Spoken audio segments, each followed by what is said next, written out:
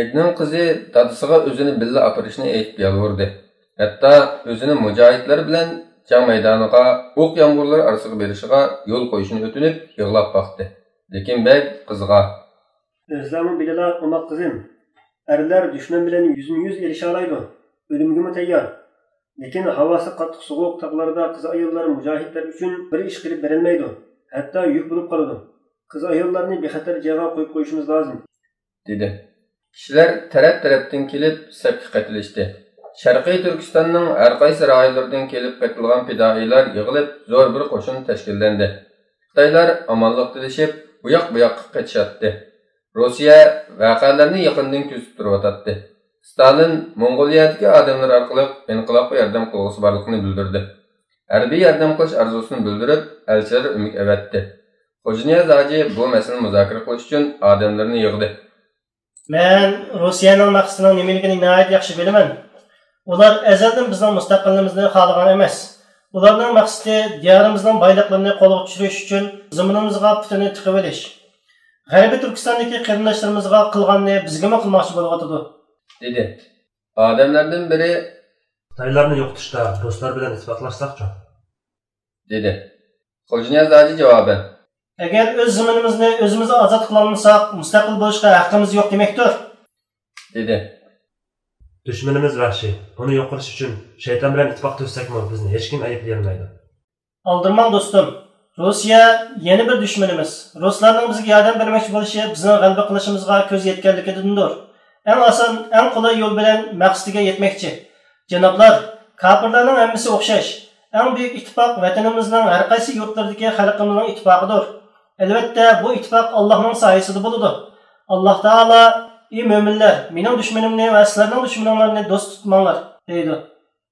Mongoliyadan kelgan elchilar bilan oxir qatimliq ko'rishda Xo'janiyaz hoji: "Janobi Jamsindorji, sizning yaxshi ko'nglingizga rahmat, lekin biz dushmanimiz bilan o'zimiz yolg'iz elishmoqchi", dedi. Jamsindorji: "Uzoq bardoshlik berolmaysizlar. Biz erishgan ba'zi ma'lumotlarga qaraganda, Xitoyning sharqdagi poytaxtidan sizlarning inqilobinglarni bostirish uchun zo'r bir qo'shin yo'llamoqchi ekan." Buni anglagan Xo'janiyaz hoji yenik yutqundi. Nafsi tizlashib gapni kesdi.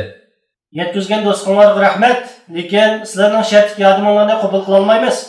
Odamlarim askarlarning mutaxassis yoki savdogarlarning vatanimizga oyoq bosishiga yo'l qo'ymasligini qaror qildi. Ko'rib turibsizki, bu ishga men o'zim yolg'iz bir nima deya olmayman.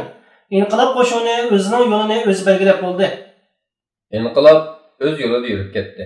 Xo'janiyaz hojining odamlari hamma yerni qopladi. Jasur o'g'lonlarning zarbasi ostida qolgan Xitoy istehkomlari birining keynidan biri yiqildi. Xitoyning Sharqiy Turkistonga tiklab qo'ygan odami Jinshurinning ikki puti bir o'tib qildi. Mujohidlarning shijoatiga hayron bo'lib, nima qilishini bilolmay tipirlashga boshladi. Chiqish yo'li izlab, oxiri ruslardan yordam so'rashga majbur bo'ldi.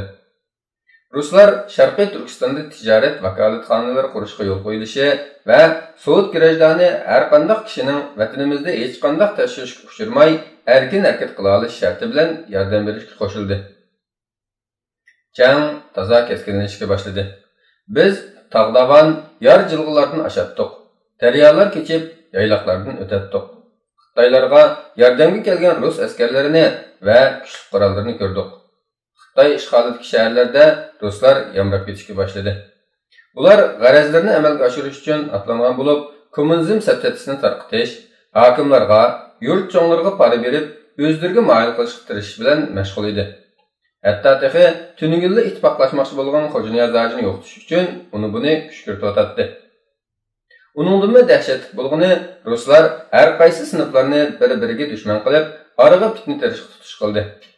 Ruslar bir tarafdan qurol yaroqlari orqali Xitoyning ayisini oshirsa, yana bir tarafdan ideya buzg'unchilik orqali bizni kuchli qilgan narsani, birligimizni yimirib, xalqimizni parchalab, kuchimizni ojizlatayotdi. Bu ishlar yuz berayotganda biz jangchilarni yuzlab, minglab azmatlarimiz qurbon bo'lgan qonliq urushlar bilan mashg'ul qilib turibdi. Mushaqqatlik bir necha oydan keyin qurol yaroq, yemak-ichmakka qattiq muhtojlikka tushib qoldik. Yaradorlarimizning yarasini tanolmay qoldik. Ularning ingrashlariga chiday olmay, nariroq turishga tirishdik. Chunki tasalli bergilik holimiz yo'q edi. Hammamiz parishon edik.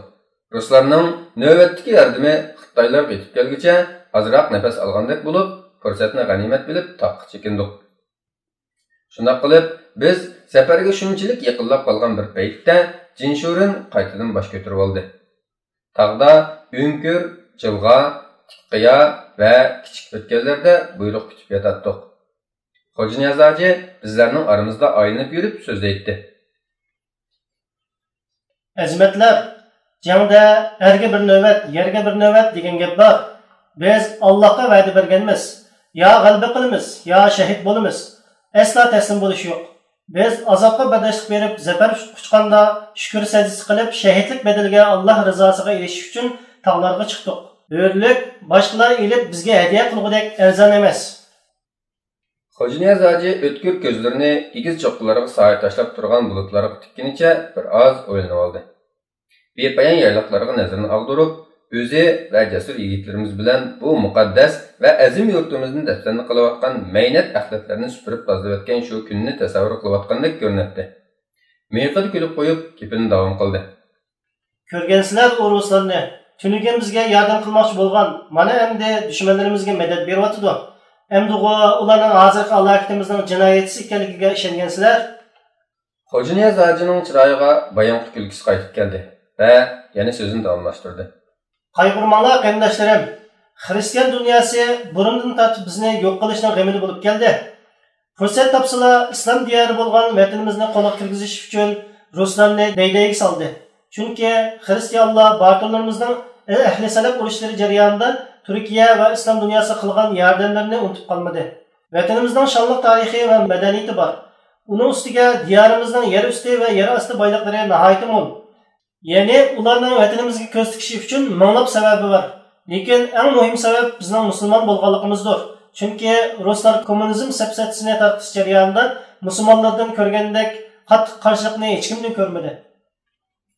Tog'larda mushaqqatli bir qancha oyni o'tkazdik. Bu jarayonda harbiy ta'lim, partizanlik hujum va pistirma qurib zarb berishlarni uzib qo'ymadik. Cho'ng hujumga puxta tayyorlik qilgandan keyin Xo'ja Niyoz bizni chaqirtib, bir nechimizni maxfiy holda diyorimizning har qaysi yurtlariga berib, axborot egilib, dushmanning ahvolini kuzatib, ularning ojiz nuqtalarini tepib chiqishga buyurdi. Jangchilarning oldida menga sharaf o'rni taqidi va Mustafa Murod, sen bu ulug' qo'shinda doim boshqalarga ulgul bo'lgudek yaxshi jang qilding. Sana taqalgan bu o'rdan seni chin yurakdan taqdirlash va sana bo'lgan hurmatning faqatla bir qismi xolos. Siz berib tiz kelinglar. Jiq vaqtimiz qolmadi, dedi. Maxfiy holda taraf-tarafga taraldik. Osmonini qayg'uning qora bulutlari qoplab ketgan qumulda kishilar kichikkina gumonlar bilan darg'a esilatdi. Qashqarda bo'lsa, jasur o'g'lonlarni ko'rgili bo'lmaydi. Ba'zilar yushinib olgan, ba'zilar tog'da jang qilayotgan edi. Kimdir Xitoy hokimiga yantayoq bo'lib, rus mutaxassislarga yordam qilayotgandek ko'rinadi. Rahim shafqatning nimaligini bilmaydigan diktatorlarning kundan kunga kuchayotgan zulmi ostida haq-nahaqni ayirmoqmi tashlashib ketgan edi. Urumchida hamma ishlar ostin-ustin bo'lib ketgandek turardi. Har yerda Xitoy va rus tillaridan boshqasi ko'rinmaydi. Shaytonning qo'shinlari odamning beshini qaydirib, ko'zlarini olachakman qilib, quloqlarini zangildatib o'tadi. Mushundoq u yerdan bu yerga, u shahardan bu shaharga o'tib, aylanib yurib, qumulib qaytib keldim. Cho'lpanning, sho'rbishani yarimning izdirkini qo'yish uchun keldim. Qayerdasan ey janon? Qalbim azobda, izdirab ichida pushtonib totdi. O'zimni bosh qo'mondan maydonga taqilgan o'rnimga noloyiq his qilatdim. Dushman qo'lini solgancha g'adiyib minib yursa, vatan o'g'lonlarini qamchilab dumbillarini shalvaritib, turma yoki dar oldiga haydab olsa, o'rninning nima hikmati bo'lsin? O'g'zimga bir narsa turib qolgandek qiladi. Jonni olg'idek achchiq haqiqat. Shu olim bilan yana cho'lpanni izlab o'tdim. Bek qasrga bordim. Aslimlar jamgohiga, zalim so'ygi, nozik erishma, tatliq va'dalar qasri. Qasr ko'zimga xuddi ko'nlardan qolib qolgan asar atiqadek ko'rinib ketdi. Hayvatli tuyruqlarini yillar qupurtib o'tgandek, qiyrilik etib mukchayib o'tgandek turibdi. Hamma narsa qariydi, kasal bo'ladi, ko'z yoshi va qayg'u-hasrat bilan uzitiladi. Cho'na cho'lpanni ko'rdingmi? Udulumda qirib dumchiyib ketgan bir kampir turibdi.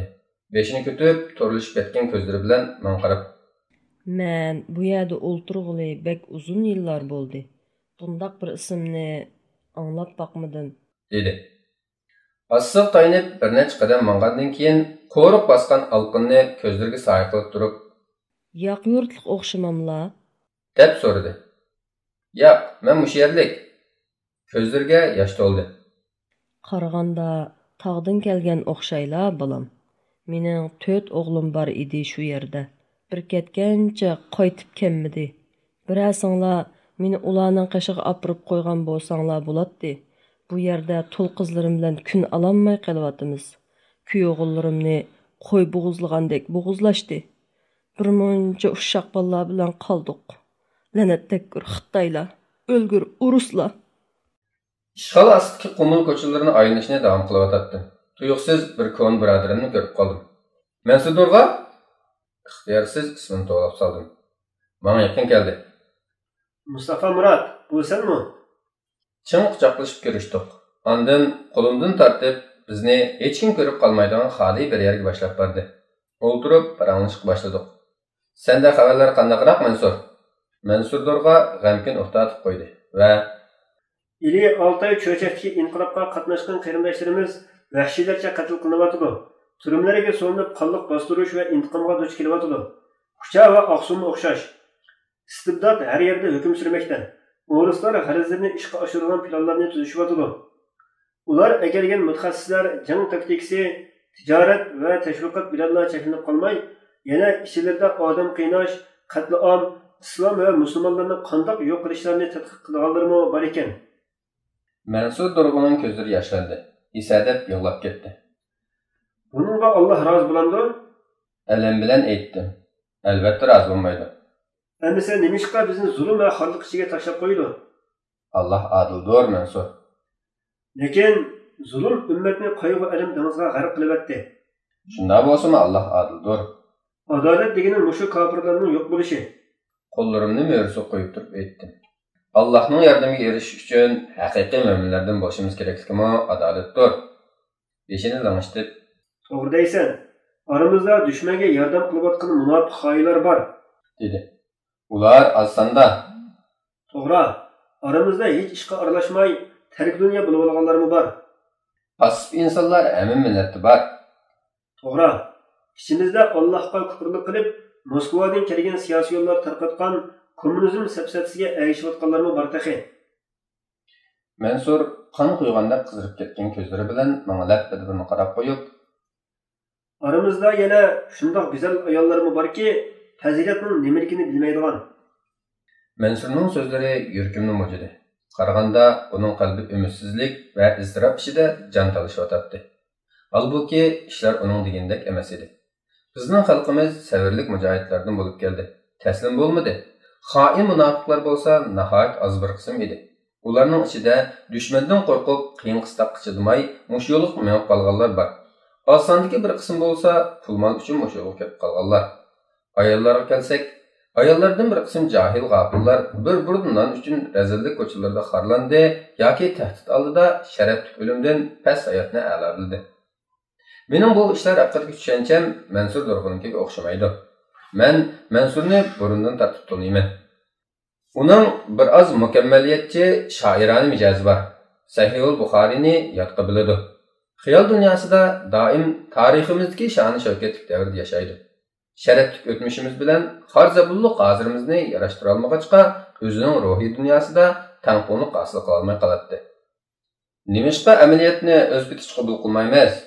Kasalni e'tirof qilib, saqaytish chora izlamaymiz? Mansur g'azab bilan beshinchi chayqab.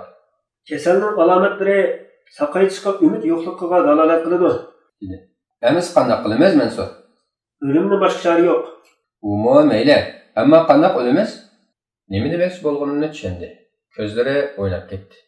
Yangi bir umid bayqagandek, burunqi fikrlarini tarqitib o'tib, yangi ko'z qarashlarini ifoda qilmoqchidek qiladi. O'limiz Mustafa, qahramonlarcha o'limiz. Qo'shliqdan uni chin quchoqladim. Endi o gapimiz bir yerdan chiqqandi.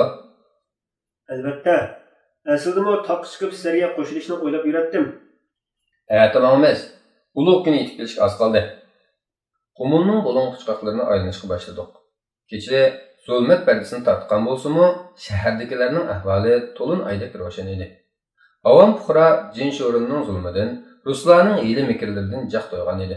Qisqasi, xalq uchqunni ko'rsib portlashga tayyor turgan bomba o'xshab qolgan bo'lib, Xo'janiyaz hoji va azmatlarining tog'dan tushib inqilob belgiga o't yiqishini saqlab qolgan edi. Xo'shishib, mangayli deb turganda Mansur Dorg'a so'rab qoldi. Cho'lponni so'ramaysan-ku? Kaplik qilib bilkin tutib oldim. Uning nadaligini bilamsan? Mansur achchiqni kulimsirab qo'yib, To'y qildi, dedi. Nima? Chaqchaqmi ya? Baq qasrni tashlab chiqib ketgandan keyin oilasi torilib, odamlari jihad uchun toqqa chiqib ketishdi.